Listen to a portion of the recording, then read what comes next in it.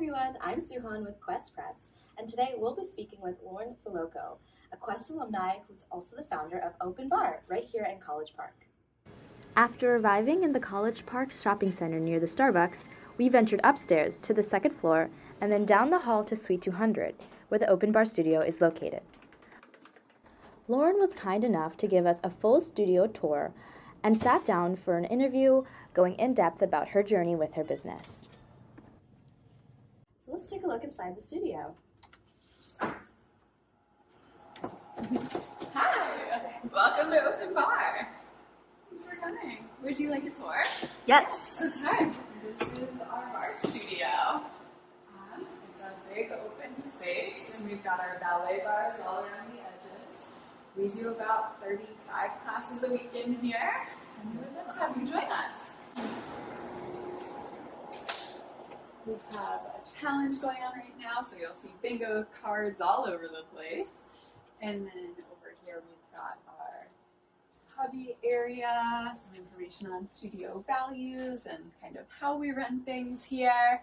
All of our packages are listed up there with pricing. And then lots and lots of local businesses, many of which are affiliated with our instructors. And then if you want to come back this way, we've got a dressing room and our mini bar, which is babysitting during a couple of our weekend classes. Lauren began the process of opening up her studio while she was still working at McCormick, a 15-month-long process. And she decided on the College Park location because she already felt connected to the community and had noticed a lack of off-campus fitness options. Now let's hear directly from Lauren. We are an independent fitness studio, and we've been here for almost 10 years now. It'll be 10 years next February. What is a barre, for people who are unfamiliar? Sure. So barre takes elements of Pilates, yoga, and ballet and kind of smushes them all together. We do a low-impact fitness class. So what that means is it's gentle on your joints. We really make a point of offering lots of modifications and amplifications throughout every class we do, so that whether it's your first class ever or your 1000th class, you can be in the same space and have a good experience and both leave feeling like you got a challenging workout. We get a lot of clients who either are coming from physical therapy, coming out of injury recovery, or who are new moms and are helping build back core strength after that. So I wanted to ask more about your entrepreneurial journey. Did Sure. you always see yourself Never. as a founder? How did you get to that point? Probably because of Quest. I really loved some of the projects that we did in Quest, specifically where we were coming up with an idea and building a whole plan around that idea. But no, I did not see myself as a business owner at any point until it happened. But I started taking barre classes and really enjoyed the feel of the local studio that I was going to. I loved how emotionally and physically I felt coming out of class, just confident and strong and supported, and that was everything that I wanted to be able to help people feel. When you were starting the business, what was it like early on? I was so nervous, and I was really afraid that another studio was going to open here before I could. I think in the very first class that we ever had here, there was one person, and that was it. And that is my fault because I didn't advertise the business in any way, shape, or form until a week prior.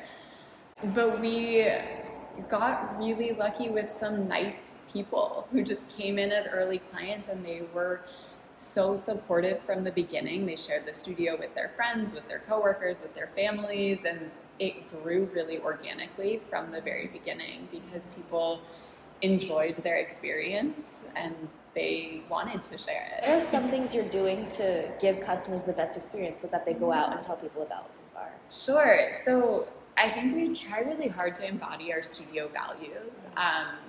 And those values are community, support, confidence, strength, and gratitude. And they go hand in hand with how I want people feeling when they're leaving the studio, right? I want them feeling confident and strong, but I also want them feeling supported. Giving back to our community is something that we really strive to do. So we contribute to, school silent auctions. We also have weekly donation-based classes on Fridays, and all of the funds we receive for those classes goes to Everytown for Gun Safety. And so I think clients really appreciate that we are living our values in those ways. And we also make an effort to make sure that the studio is accessible for people in all walks of life, whether that's a new mom who can't come to class until her kid is asleep for the night, and so we have those 8 p.m. classes, or someone who maybe a membership isn't financially the right fit for, but we have that $5 donation class every Friday, and so they can still find a way to come in and feel supported and be part of this community in whatever form that is for them in that moment. How did you make the leap from enjoying your bar class to opening your own? I loved what I was doing. Procurement was really fun. But at the end of the day, I didn't feel like I was actively making anyone's life better, right? Best case scenario, I did a good job and the CEO, who was already very adequately compensated, got a bigger bonus. Right. And I wanted to make more of a difference. Not necessarily on like a huge scale, right? It was always just, how can I make a difference for one person? There's this short story, and it's, a kid is walking on a beach and they're throwing the starfish back into the ocean, and someone's like, you're never going to make a difference. And the kid says, well, I made a difference for that one. And I felt like that. It's very cheesy, but I also I'm very cheesy. I really liked it. It felt good. And so I think on some level, being in this organization at McCormick that was so focused on, what are the little things that we can do to make a difference? I think that on some level drove me to seek that in my personal life as well, and I guess professionally. And so, I was spending probably 10 hours a week at that studio just taking classes, and it got to a point where 10 hours a week is a lot. Maybe this is a sign of something. What were some challenges you faced as a business owner? COVID was definitely a big challenge. We were shut down for a long time. I don't think that we fully reopened in studio for, I want to say 16 months. Wow. We did outdoor classes for a long time. How do you think OpenBarre has evolved since its inception? In so many ways. Yeah. When we first opened, I really did think it would be mostly students coming in. And it was a pleasant surprise to have the locals jump on board. The students can be tough because they're guaranteed to leave after a set amount of time. It doesn't matter how good the service is that we're providing. They graduate, they move on. You had mentioned just learning new things, adapting to new challenges. Yeah. How do you do that? It's so much learning on the fly. It's taking advice from other people. It's being open to feedback and just constantly receiving suggestions that may have been things that you never would have thought of, and weighing out, is this the right suggestion to implement for my business? Advice can come from the most unexpected places. You can see we have these random clouds all around the walls. That is an annual challenge that 2 of our clients built during a class one year. We both work as teachers, and so I think it was natural for them to say, well, what do we as students in this space see our own students enjoying elsewhere? And that visual representation of their own progress, just in, okay, where's my little paper airplane when I come in today? And that is a really fun thing for clients to experience that, as adults, we don't often get a chance to.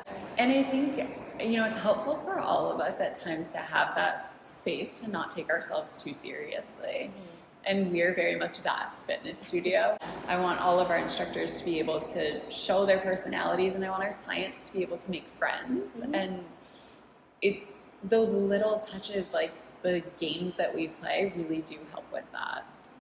How did Quest influence your path? I think that all of those different perspectives that I was being exposed to in my Quest classes that I wasn't necessarily getting in my business classes really helped me open my mind to different ways of thinking about things and solving problems and working together in ways that I never would have thought about. What is the impact you think you've had on the community? Yeah. All your clients, employees?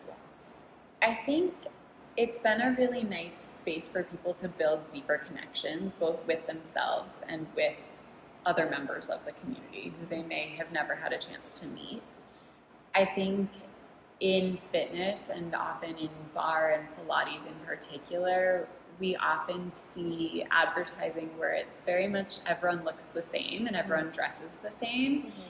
And so people who don't necessarily look or feel how those advertisements are feel scared to try a class. And we go out of our way to not be that place that is intimidating. We want everyone to feel safe and supported and confident in our classes, and we want our classes to be accessible for everyone regardless of how they felt when they walked in the door. Our goal when a client comes in to take class is that they leave feeling better when they arrived. And I think that in many ways we've been able to achieve that, and I hope that that continues forever. Looking ahead, the studio is entering a new chapter of its story with a location move across the street. Lauren is focused on preserving what makes the studio special. Rather than starting over, it's a rebirth of the same identity in a new space. Thank you, Lauren, for having us over and for sharing your story.